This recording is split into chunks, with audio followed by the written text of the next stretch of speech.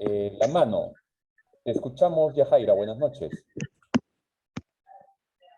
Buenas noches, doctor. Buenas noches, doctora. Un gusto estar acá con ustedes.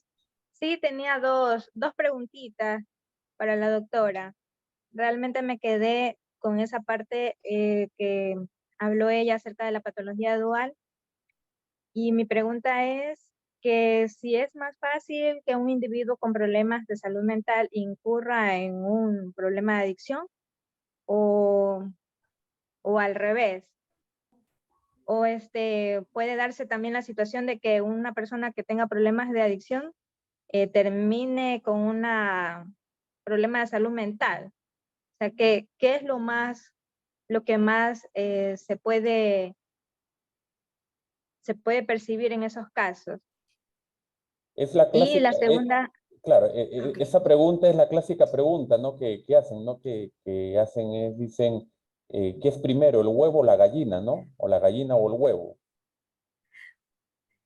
Sí, algo así, doctor,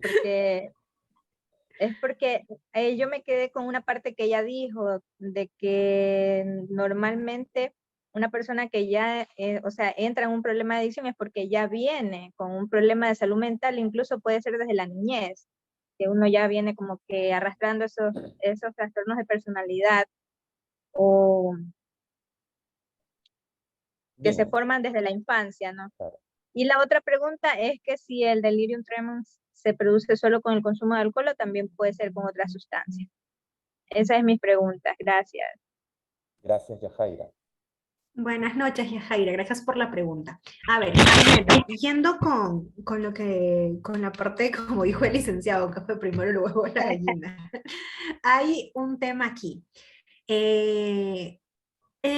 Como lo he mencionado dentro del grupo B de los trastornos que ustedes habían visto y lo dije, son las personas, por ejemplo, antisociales, por ahí a ver si nos podemos ir, licenciado, con las PPTs para tenerlo dentro de los grupos A, B y C, por ahí sí podemos retroceder. Son personas con estos trastornos que de repente son más proclives a. ¿Por qué? Porque dentro de estos grupos vamos a encontrar que las personas son más emocionales, más erráticas, por así decirlo. Pero vamos a irnos para allí para tener ahí el esquema. A ver un poquito más, licenciado. Ahí, ok. A ver, ahí, exacto. Aquí estamos con los tres grupos, ¿ok? Y dentro del grupo B, como están viendo, vamos a decir, los individuos parecen más dramáticos, más emocionales y más erráticos. Entonces, aquí tenemos antisocial, limítrofe, histriónico y narcisista. Estas personas con este tipo de trastornos no tienen un control de impulsos, no tienen un adecuado manejo emocional. Ahora, vamos a decir, esto los hace más proclives o que tengan una tendencia mucho mayor a tener cualquier tipo de adicción. Alcohol, uso de sustancias, adicciones a diversos tipos, incluso pueden ser ludópatas, ¿no? Que tienen adicción a los juegos, pueden haber tanto adicciones químicas como adicciones psicológicas. Entonces, ¿son más proclives? Sí. ¿Tienen más tendencia? Sí. Ahora, no puedo decir tampoco que el 99% de todos los adictos o el 90% de todos los adictos tiene que tener a fuerzas un trastorno de la personalidad. No, pero sí tienen mucha mayor incidencia y mucha mayor tendencia. Ahora, con el tema de que a causa de que, no sé, pues esta persona tenga un trastorno de personalidad, tiene que desarrollar a fuerza. Eso no, como ya lo mencioné. Ahora, una persona con un trastorno de uso de sustancias, un adicto, ¿va a desarrollar un trastorno de la personalidad? No, no, ahí sí hay que tenerlo bien claro. Una persona que tiene un uso de sustancias, que es un adicto, no necesariamente tiene que desarrollar una patología. Estas patologías, hay que entenderlo bien y quiero que lo comprendan, estas patologías ya están dentro de la personalidad del individuo. No es que por el consumo de la sustancia se va a desarrollar una patología. Ok, tenemos a un adicto y como es adicto, a fuerza va a ser antisocial, a fuerza va a tener un trastorno limítrofe, a fuerza va a ser histriónico. No. que de repente tiene ciertas características de una persona antisocial porque producto justamente de estar dentro de la adicción, de repente para conseguir la sustancia llegaba a robar, de repente ha llegado de repente a cometer algún tipo de delito, sí, pero no necesariamente tiene que ser una persona antisocial. Puede tener solamente ese rasgo, pero de repente tiene empatía. De repente si ve llorar a su familiar, él también se pone a llorar y se siente mal. De repente se mete a un grupo justamente de tratamiento por justamente eso, por su familia. Y eso no es una persona antisocial. Una persona antisocial no tiene empatía, no tiene discernimiento, ni tampoco tiene, vamos a decir, preocupación, ni tampoco tiene de repente el tema de arrepentimiento. Entonces hay que entender muy bien claro. Persona que tiene un trastorno de este grupo es más proclive, tiene más tendencia a desarrollar una adicción, sí, pero por una adicción se genera un trastorno de personalidad, no. La persona que tiene un trastorno de personalidad, un trastorno ansioso, un trastorno de TCA, no necesariamente es por ello, ¿ok? Hay que entender muy bien esa parte. Ahora, con lo de la segunda pregunta que me decías del delirium tremens, en un 90% es por alcohol. Rara vez se ve un delirium tremens por una sustancia, por un opiáceo, pero tampoco se puede decir que no existe, puede existir. ¿Por qué es que rara vez se ve como tal delirium tremens por una sustancia? Porque ya sabemos que hay sustancias como los opiáceos, en fin, diferentes tipos de drogas que generalmente ocasionan alucinaciones, que generalmente provocan este tema de ruptura con la realidad. Entonces no podríamos decir que todas tienen delirium tremens. Ahora, hay que ver muy específicamente el tema del tiempo, ¿ya? Pero en un 90% es por el tema del alcoholismo, ¿sí? Ok, espero haber resuelto las dudas. Vamos con el siguiente. Sí, la siguiente pregunta era de Alberto Gracias, Ayala. doctora. No, Alberto, te gracias a usted. escuchamos. Muy buenas noches, mi doctora. Sí, quería hacer una pregunta acerca de cuando usted comenzó la intervención. Usted hablaba sobre las personas que tienen menos de 18 años no han desarrollado la personalidad todavía, ¿no? Entonces no se generan trastornos, pero hay rasgos. Mi pregunta es, ¿qué pasaría si un paciente que ya tiene 15, 14 años, ya está consumiendo alcohol, está consumiendo droga, y aparte de eso roba, aparte de eso tiene trastornos mentales de la personalidad antisocial? Imagínense, usted también me decía que no se ha formado trastornos, pero ya con 15 años, 14 años, ya andan robando, ya andan haciendo daño, andan haciendo un sinnúmero de cosas. Es más, ya están internos y no tienen 18 años. ¿Cómo se podía llamar ahí? Ahí ya no son rasgos, y ahí ya se generaron trastornos, pero usted mencionaba de que los trastornos ya son, ya después de los 18 años, antes de, son rasgos. Ok, muchas gracias Alberto por su pregunta. A ver, voy a explicar esto. Cuando nosotros decimos rasgos y no personalidad completamente formada, hay que entender algo. Las personas, todos nosotros, tenemos niveles de desarrollo, ¿ok? Entonces, a los 18 años es cuando ya hay un desarrollo emocional, hay un desarrollo mental, hay un desarrollo orgánico. Quiere decir que todos nuestros órganos ya se han desarrollado por completo, a excepción de algunos que tardan hasta los 22, 25 años. Pero en cuanto a la parte emocional y cognitiva, ya está desarrollado completamente. Ahora, si estamos hablando del caso de un adolescente de 15 años, que ya ha tenido consumo, que ya tiene conductas, vamos a decir, que podrían atribuirse a un trastorno antisocial, todavía tenemos que hablar de rasgos. No podemos hablar de trastorno en sí. ¿Por qué? Porque no ha llegado a una madurez todavía. Podemos seguir hablando de una persona, sí, que es adicta, de una persona que de repente ha cometido robos, que ha cometido de repente asaltos, que de repente no muestra arrepentimiento, que sigue y sigue en lo mismo a pesar de que ya está, de repente se escapa del lugar de donde está haciendo el tratamiento, pero todavía no podemos hablar como tal personalidad. Al momento que llegamos a los 18 años, se tiene que hacer una evaluación a este adolescente y ver si en sí, en ese momento, cumple con los criterios necesarios para poder llamarlo trastorno. Tendríamos que seguir llamándolo rasgo. Ahora, hay muchas veces en las que vemos en diferentes artículos que, por ejemplo, dicen niña antisocial, niña con trastorno antisocial, adolescente con trastorno antisocial, adolescente con trastorno, vamos a decir, limítrofe de la personalidad. Muchas veces al rotular eso, hay que tener mucho cuidado. Y generalmente son niños, son adolescentes que han estado en un tratamiento psiquiátrico, farmacológico, desde hace mucho tiempo. Son niños que de repente han recibido tratamiento desde que tenían, qué sé yo, 5 años. Entonces, ahí seguimos hablando de rasgos, pero es muy prematuro decir, él tiene un trastorno, este adolescente tiene un trastorno, este adolescente tiene rasgos de una personalidad, tiene rasgos de un trastorno. No podemos aventurarnos. Es como, vamos a decir, médicamente hablando. Yo no soy médica, soy psicóloga, no soy doctora en cuanto a lo que es medicina humana, lo que es medicina física. Pero para tener en cuenta un ejemplo, a un niño vamos a decir que tiene ciertas características para diagnosticar una enfermedad. Si no hacemos todos los exámenes completos, cuando ya alcance su maduración, no podemos darle un tratamiento tan aversivo. Entonces, si un doctor de salud física se aventura a darle todo el tratamiento como si esta persona ya tuviera la madurez y el desarrollo completo, en lugar de ayudarlo, lo va a perjudicar. Han habido casos que ustedes de repente habrán visto que dicen mala praxis, que ustedes habrán visto en lo que es tema físico, que de repente le dieron un medicamento al niño que en lugar de ayudarlo incluso le interrumpió el crecimiento, le interrumpió ciertas cosas, o incluso, como dicen, la cura fue peor que la enfermedad.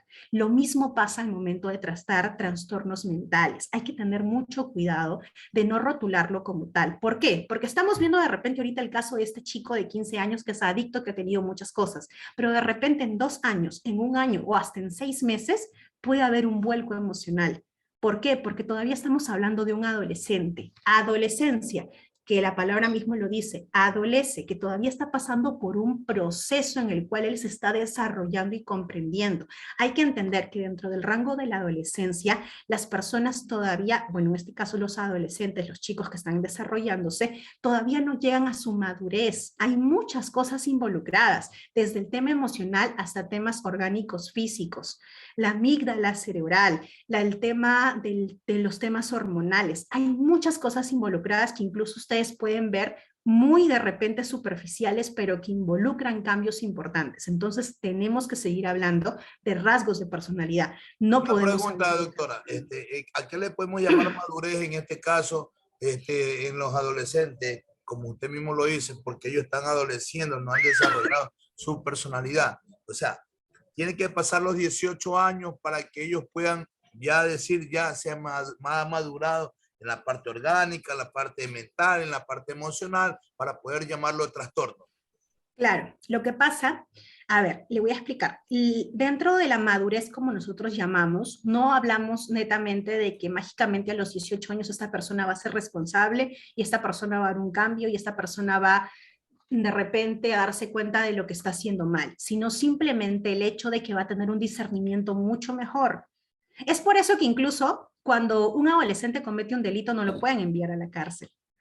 Cuando el adolescente comete un delito lo mandan a una correccional, justamente porque está tipificado dentro de, vamos a decir, de manuales de diagnóstico, está tipificado médicamente que todavía no ha alcanzado una madurez orgánica y una madurez en cuanto a lo que es el discernimiento y en lo que es, vamos a decir, la conciencia. Ahora, es consciente de hacerle entre bien y el mal a partir de los 8 años. A partir de los 8 años el cerebro ya discierne entre lo que está bien y lo que está mal. Un niño con 8 años que acomete algo, que rompe algo y te dice, ay, es que no supe, ya lo sabe, simplemente que pues obviamente lo está encubriendo. A partir de los 8 años ya se ve eso. Una persona con 15 años está todavía entre la indecisión de lo hago o no lo hago, ¿por qué no lo hago? Ahora, hay que ver todo el tema, como lo dije, en cuanto a estilo de vida de ese adolescente. De repente es una persona que es huérfano o que tiene algún tipo de familia disfuncional. Entonces, no es que no quiera desarrollarse, sino simplemente de que hay muchos factores involucrados. Listo, mi doctora, eso quería saber. Muchísimas gracias. Gracias, Alberto, por tu pregunta. Vamos con la siguiente pregunta. Hudson Menéndez, levantaste la mano, Hudson. Te escuchamos.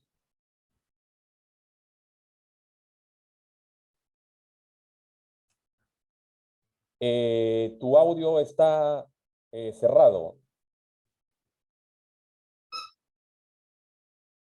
Tu audio, por favor, no te escuchamos, tu audio.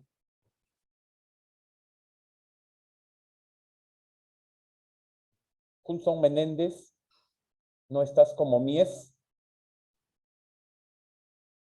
Mire, yo soy Dalton. Yo sí Ah, tengo una pregunta. Dalton, ya. Buenas noches. Buenas noches. La pregunta, doctora, es ¿cuáles son los factores internos que influyen en el inicio de una persona que comienza a experimentar drogas? Esa es una pregunta. La otra pregunta, ¿de qué manera influye una persona con problemas mentales de alcohol y droga en los trastornos de la personalidad y en el desarrollo de su vida diaria? Ok, a ver, para responder ahorita la parte inicial que me dijiste, ¿qué factores en sí quieres conocer? De la parte interna. Ma, ¿qué hablas? Ok, por allá apaguemos el audio, por favor. Creo que Roy tiene el audio. Ok, muchas gracias. ¿Me dices factores internos Que de una influyen- persona que influyen en el inicio. en el inicio de una persona con trastorno mental o, con o de una persona que Que inicia en el comienza consumo? con la experimentación de la droga, de los trastornos mentales.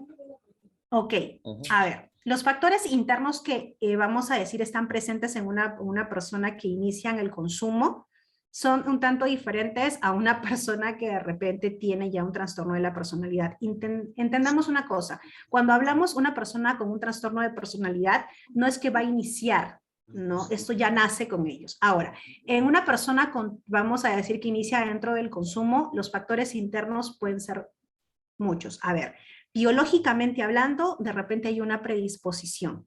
Esa está en estudios todavía porque no hay, vamos a decir, un estudio que diga, tú, vamos a decir, tu papá, tu mamá fue alcohólico, tú por heredación genética vas a ser alcohólico. No, pero sí hay un tema comportamental y de, vamos a decir, de vivencias. Hay algo que se llama aprendizaje vicario. El aprendizaje vicario es que nosotros repetimos los patrones que vemos. Entonces, si por allí crecimos dentro de un ambiente en el cual veíamos que nuestros padres o nuestras figuras, vamos a decir, de respeto, o a cuales nosotros considerábamos figuras parentales, que no necesariamente tienen que ser los papás, pueden ser los abuelos, había dentro de eso un consumo, lo podemos repetir, como también podemos crear una aversión a ello. Ahora, son de repente personas, si estamos hablando de adolescentes o de adultos jóvenes que han vivido en hogares disfuncionales, pueden ser personas que de repente han tenido algún tipo de influencia, ya sea externa, ya sea social o presión social en el consumo. Ahora, son personas que netamente por lo general tienen algún tipo de deficiencia emocional o de carencia emocional. ¿A qué voy con eso? Personas que de repente no tienen un soporte adecuado o una guía adecuada. Recordemos que si estamos hablando de adolescentes, están en todo el proceso de ser guiados, como justamente le decía Alberto hace un momento, son personas que todavía están en un proceso de desarrollo. Factores internos, justamente eso, el aislamiento, la soledad, el no tener una guía continua, el crecer dentro de un hogar disfuncional, el de repente ver eso como hábito o como vía de escape. Entonces, generalmente eso es lo que vamos a decir, se vive dentro de algo para que tengan, dentro de un aspecto, para que tengan este inicio o esta, vamos a decir, aproximación al consumo. Pueden deberse diversos factores, como lo digo. Factores en cuanto a factores biológicos, como te mencioné en un inicio, no hay un estudio que te diga que 100% tú genéticamente tienes predisposición a ser adicto a la heroína, adicto a algún tipo de sustancia o incluso ser alcohólico. Que sí hay aprendizaje vicario, sí. Ahora, tu segunda pregunta era, ¿me la podrías repetir, por favor? Sí, ¿de qué manera influye una persona con problemas mentales, Ajá. droga, en los trastornos de la personalidad, en el desarrollo de su vida diaria? A ver, ¿en qué manera influye? Si estamos hablando de una persona, como ya lo habíamos visto, que tiene algún tipo de trastorno, vamos a decir, de la personalidad, que adicionalmente tiene un trastorno por uso de sustancias, o sea, que consume, estaríamos hablando pues de que si no se trata adecuadamente, hay un tema de que va a ser muy difícil de que esta persona pueda reinsertarse o pueda tener una recuperación adecuada. Justamente por eso decía que cuando estamos hablando de una dualidad, entonces hay mucho tema con el prospecto de las recaídas. ¿Por qué? Porque si no tratamos el trastorno de la personalidad en un inicio y solamente tratamos la adicción, esto va a seguir siendo como un círculo vicioso. ¿Por qué? Porque si estamos hablando de una persona antisocial, que no tratamos como tal con terapia, con psicoterapia, ya sea cognitiva conductual o de otra rama, vamos a decir, si no abordamos eso, esta persona va a tener las mismas creencias, va a tener los mismos pensamientos, va a tener el mismo comportamiento, va a tener los mismos hábitos y va a recaer una y otra vez en la adicción. Puede ser que haya sido ingresado, no sé, de repente porque su familia lo forzó a que ingrese a tratamiento, pero no saben que de repente esta persona es limítrofe, que de repente esta persona hoy ya puede estar bien, pero luego tiende a disruptir en lo que es la manera de control de impulsos, ya no va a tener un control de impulsos y puede volver a recaer, y muchas veces decimos, pero ¿por qué esta persona recae nuevamente si es que ya ha estado en un proceso terapéutico? Pero justamente porque de repente no ha tenido el diagnóstico adecuado del trastorno como tal. Entonces, la influencia es grande. Entonces, por eso cuando estamos hablando de una dualidad, hay que tratar los dos. Es por eso que dentro de todos los procesos terapéuticos que ustedes conocen, como el licenciado les habrá dicho en algún momento, tiene que haber un abordaje multidisciplinario en el cual se pueda ver que la persona tenga un tratamiento completamente extenso, que la persona tenga un diagnóstico adecuado. Muchas veces pensamos de que una conducta antisocial, robos, estafas, conductas delictivas o algo, es algo que normalmente hacen los adictos, pero cuando esto ya es un trastorno. Entonces, cuando estamos hablando de un trastorno como tal, hay que diagnosticarlo como tal y tratarlo como tal. La influencia, si no es bien tratada, o sea, si no tiene un tratamiento, el trastorno, si no tiene un buen tratamiento, la influencia puede ser muy grande dentro del proceso de un adicto. Exacto. Ok, vamos con Alberto. Sí, con Alberto, por favor, Ayala, tu pregunta. Sí, me olvidaba otra pregunta, doctora. Hace un momento le hablaba sobre un adolescente de 15 años y me hablaba de que, bueno, son rasgos de conducta que tienen ellos porque no se ha desarrollado todavía su personalidad, ¿cierto? Entonces, mi pregunta es, si él consume droga, él roba, hace daño a la sociedad, ¿se lo puede catalogar como una persona que tiene patología dual o no? Porque yo creo que no hay trastorno, entonces, ¿cómo se le llamaría? No. En ese caso, muy buena pregunta. Creo que de repente es algo que no muchos han consultado. Cuando estamos hablando de una persona que todavía no se le puede decir como tal trastorno, no podemos hablar de una patología dual todavía. De que sí podemos ver de que va a haber una tendencia a una patología dual, de confirmarse el diagnóstico de la patología, sí. Es como lo que le estaba diciendo, es muy apresurado saltarnos, de que estamos viendo de que puede ser, de que todo indica de que va a ser así, sí. Ahora, de que podemos prever ciertas cosas, algunas de ellas tal vez, otras no, porque como dije en un inicio, hay que tener en cuenta de cuando ya esté bien diagnosticado la patología, podemos abordar con el tratamiento, pero sí podemos ir avanzando con la parte de repente de la psicoterapia, podemos ir avanzando con la terapia de grupos, pero no podríamos aventurarnos a darle tratamiento farmacológico ya de llano. Eso solamente lo puede dictaminar un psiquiatra y eso es cuando pues los síntomas, como en el caso, pues vamos a hablar de una persona con esquizofrenia, son muy marcados, ¿no? Pero si estamos hablando de trastornos como los que estamos viendo en pantalla ahorita, no podemos dar medicación tan apresuradamente. Es como, por ejemplo, Entonces, usted hablaba ahorita sobre el aprendizaje vicario. vicario. En Uh-huh. este caso, ellos como son adolescentes, ellos han visto, han aprendido lo que otros han hecho. Puede ser por ese lado o también por la disfuncionalidad que ellos han vivido dentro de un hogar también, ¿no? Exacto, exacto. Listo, Hay que listo. tener mucho en cuenta todo ello.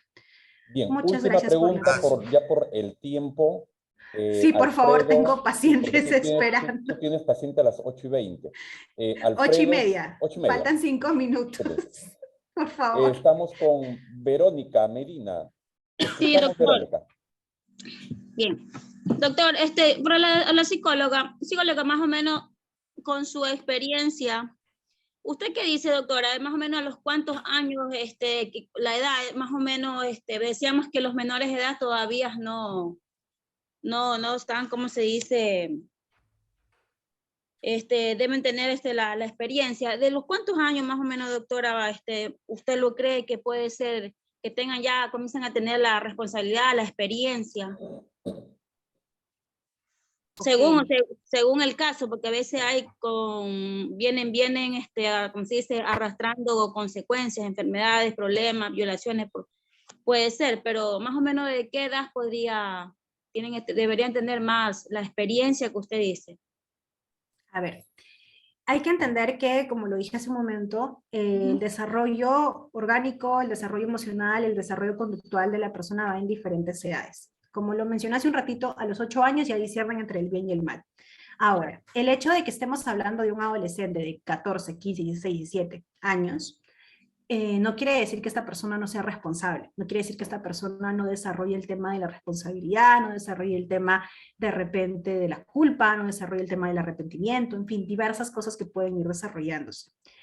¿Qué es lo que pasa? De que a los 18 años ya podemos establecer que esta persona ya es responsable completamente de sus actos. ¿Por qué? Porque ya está maduro neurológicamente, ya está maduro emocionalmente, ya está maduro en todos los sentidos. Ahora, como lo mencionas, hay situaciones excepcionales, porque pueden haber personas de 18 años que tienen la madurez emocional de una persona, de un niño de 10 años, y eso no necesariamente está involucrado con su tema de desarrollo, sino está involucrado con su tema vivencial. Entonces, hay muchos de los casos en niños y adolescentes, bueno, en adolescentes más que todo, que son adictos o que tienen algún tipo de consumo, que ha sido justamente por eso, por tener, vamos a decir, una crianza inadecuada, familias disfuncionales, que han sufrido abusos, que han sufrido maltratos, en fin, muchas cosas. Ahora, decirnos y aventurarnos a la edad de 17 años o a la edad de 16 años, esta persona es completamente responsable, no, va a diferir de caso en caso, pero por la legalidad o por el tema adecuado, ¿ya? O vamos a decir ético de rotular o de diagnosticar una patología como tal, es a la edad de los 18 años en adelante, donde ya podemos hablar de un trastorno, de un problema, de una patología, pero antes solo como rasgo. En temas emocionales, eso va a diferir mucho de cada persona. No puedo decir a cierta edad, a los 13, a los 14, a los 15, no puedo decirte porque eso difiere mucho del tema emocional, del tema vivencial, de todo lo que ha pasado, del caso clínico en sí completo de la persona. Sí, entendí. Gracias, doctora. No hay problema. Bien, Noelina, son exactamente 8:28. Te dejamos. Muchas gracias. Sí, lamentablemente me tengo que retirar ya. Gracias por haber estado tan atentos en el tema y bueno, creo que cualquier duda el licenciado les va a resolver estas pequeñas preguntas que puedan tener. Muchísimas gracias. Un abrazo fraterno para ti y nos estamos pues reencontrando Dios mediante de repente en un par de semanas con un nuevo tema, licenciada. de repente sobre el análisis transaccional. Perfecto, no hay problema. ¿Ok? No hay Bien, problema. muchas gracias, Noelina. Un abrazo. Hasta Cuídate. dentro de 2 Doctora, semanas gracias. entonces. Muchas gracias, doctora. Buenas noches. Muchas gracias. Bien. Compartida. Listo, chicos. Buenas noches. Antes de terminar, recordemos algo, ¿no? Que parece que se nos ha olvidado. Hay una parte, hay una región del cerebro que es la última región, la última parte en terminar de formarse dentro del cerebro. Esa última parte en formarse se llama lóbulo frontal. ¿Cómo se llama? Lóbulo frontal. Ya, esa es la última parte que el ser humano termina de armar, de estructurar el cerebro. Y nosotros en las investigaciones que se han hecho, bueno, los científicos en las investigaciones que han hecho, el lóbulo frontal es para qué? Ayuda de mucho a que el ser humano, a que el sujeto pueda tomar mejores decisiones. Si el lóbulo frontal está maduro totalmente, o sea, terminó de armarse, el ser humano está apto en poder tomar decisiones. Si el ser humano tiene su lóbulo frontal a 8 años de edad, 10 años de edad, no ha terminado todavía de formarse. 13 años de edad, 14 años de edad, 15 años de edad, no ha terminado todavía. Ese lóbulo frontal todavía no ha terminado de formarse.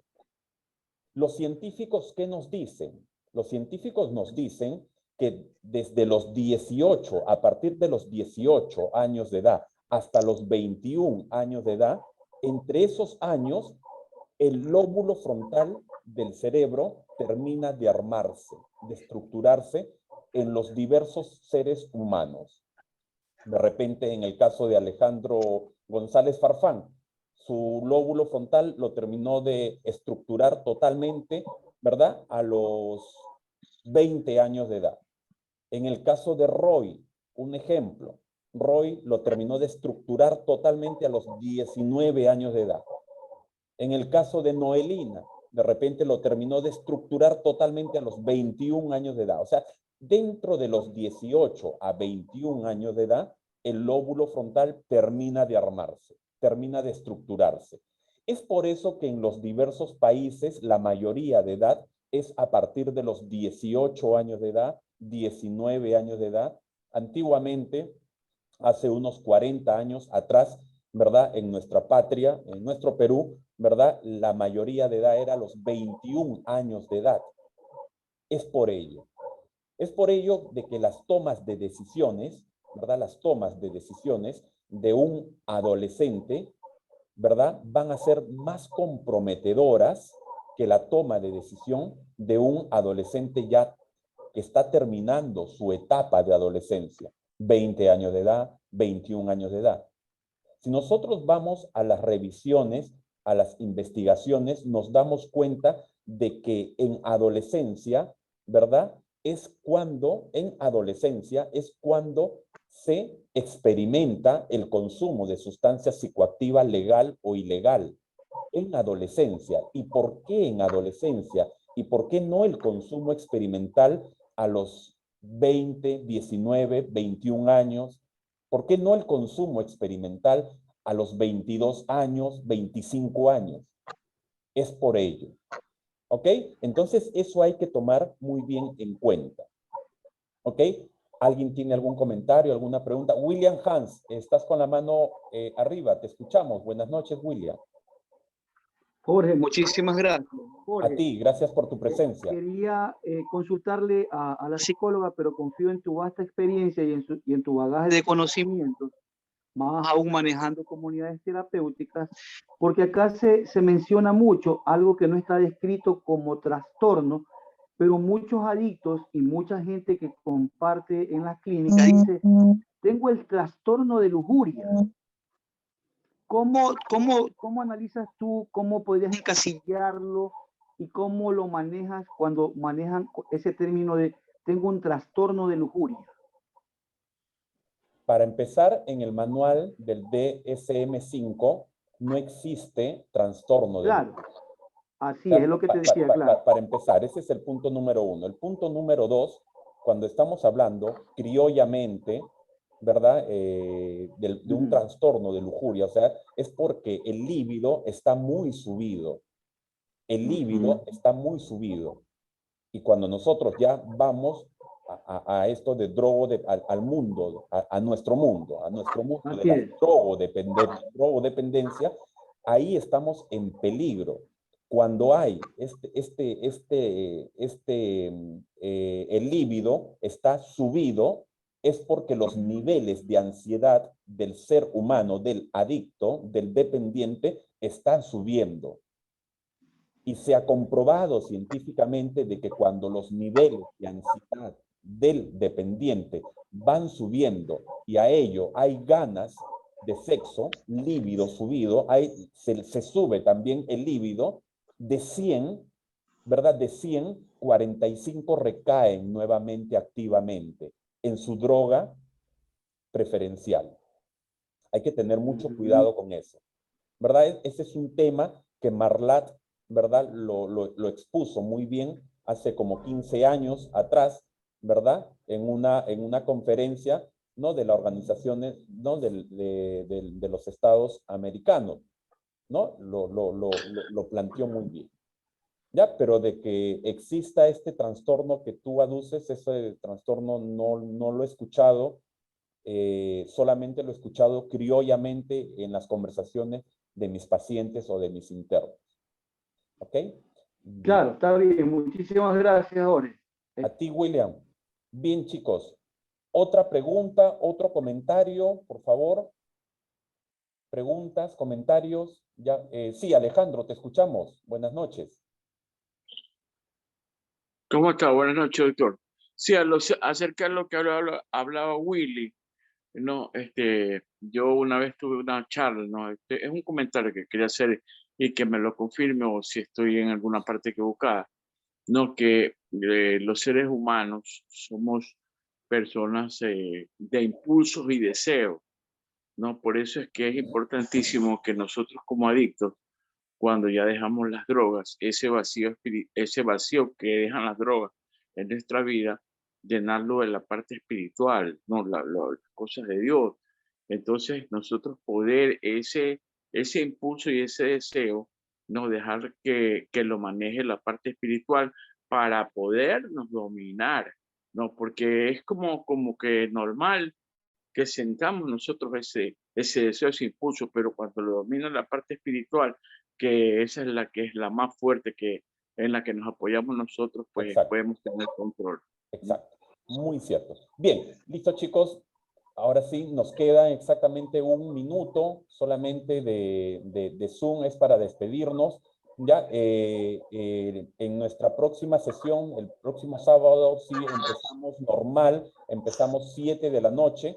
Ya tenemos que entrar a lo que es el módulo de codependencia, ya, y tenemos que entrar a lo que es el módulo comunidad terapéutica, básicamente a lo que son grupos. Ya tengo que empezar a pasarles a ustedes los videos de los grupos, cómo se conforman, los formatos.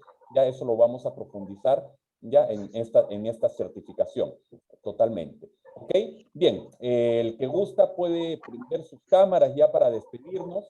¿Ok? Un abrazo para cada uno de ustedes. Una pregunta, doctor, rápidamente. Sí, rápido porque me quedan 30 segundos. Si no es trastorno de lujuria, ¿cómo se llama entonces cuando tiene subido el líbido, como usted dice? Lujuria. Defecto, compañero. Lujuria nada más, lujuria. Es tu defecto de carácter. Es un defecto de carácter, padre.